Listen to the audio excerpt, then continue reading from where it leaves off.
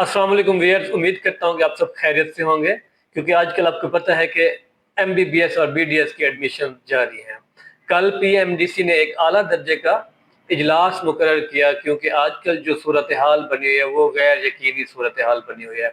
अक्सर स्टूडेंट्स परेशान होंगे कि हमारा एडमिशन होता है या नहीं होता।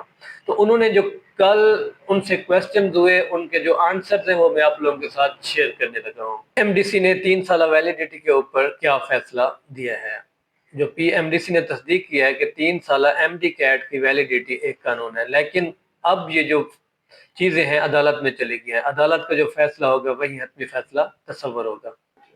दूसरा जो क्वेश्चन स्टूडेंट्स का है, क्या पीएमडीसी ने रिलेटिव मार्किंग की मंजूरी दी है? नहीं, पीएमडीसी ने रिलेटिव मार्किंग की कोई मंजूरी नहीं दी क्योंकि 2024 और 25 के जो एग्जाम थे उनमें खास डिफरेंस था। 24 वाला एग्जाम कदरे इजी और 2025 वाला जो एग्जाम था कदरे मुश्किल था।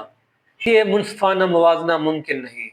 तो अक्सर स्टूडेंट क्वेश्चन करते हैं, क्या पीएमडीसी ने दाखिला पॉलिसियों के अंदर कोई तब्दीली की है? नहीं, पीएमडीसी ने अभी कोई तब्दीली नहीं की। जो कानून चल रहा है उसके मुताबिक एडमिशन जारी रहेंगे। अगर कोई तब्दीली करनी होगी तो वो पार्लियामेंट से ही तब्दीली होकर आएगी। अब आगे क्या होना है? पीएमडीसी जो है अपने तमाम ऑप्शन अदालत के सामने रखेगी। अदालत का जो फैसला होगा वही हतमी फैसला होगा।